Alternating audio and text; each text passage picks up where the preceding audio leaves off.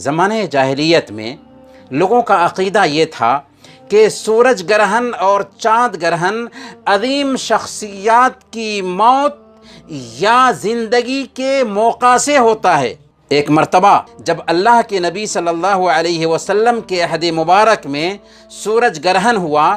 تو اتفاق سے اسی دن آپ صلی اللہ علیہ وسلم کے بیٹے حضرت ابراہیم کی وفات ہوئی تھی۔ لوگوں کو خیال ہوا کہ غالباً ابراہیم کی موت کی وجہ سے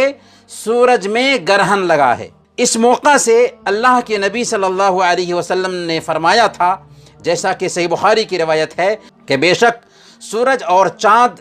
اللہ کی نشانیوں میں سے دو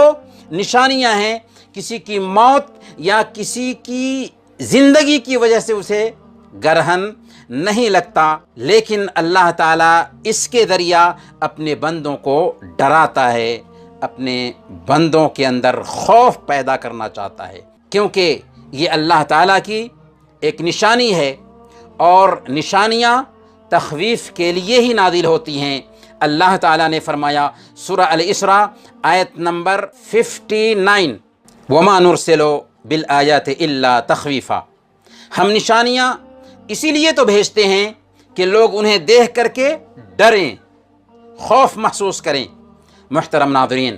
جب سورج یا چاند گرہن ہو تو اس موقع سے ہماری شریعت یہ تعلیم دیتی ہے کہ ہم دونوں ہاتھ اٹھا کر کے دعا کریں، ذکر کریں، استغفار کریں، توبہ کریں، صدقات و خیرات کا اہتمام کریں، اور خاص طور پر نماز پڑھیں۔ اللہ کے رسول صلی اللہ علیہ وسلم کے زمانے میں جب سورج گرہن ہوا تھا تو آپ نے باضابطہ صحابہ کرام کو نماز پڑھائی تھی۔ صحیح بخاری اور مسلم کی روایت ہے، اللہ کے نبی صلی اللہ علیہ وسلم نے ارشاد فرمایا، فَإِذَا رَأَيْتُمُوهَا فَصَلُّوا، جب تم انہیں دیکھو تو نماز پڑھا کرو۔ اس موقع سے صدقات و خیرات کا بھی اہتمام کرنا چاہیے، کیونکہ اللہ کے رسول صلی اللہ علیہ وسلم نے فرمایا تھا، وَصَلُّوا وَتَصَدَّقُوا، نماز پڑھو اور صدقہ کرو۔ اس موقع سے دعا کا بھی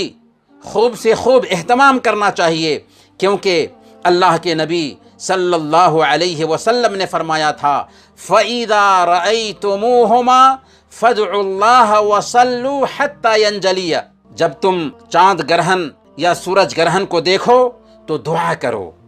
نماز پڑھو، یہاں تک کہ فضا صاف ہو جائے۔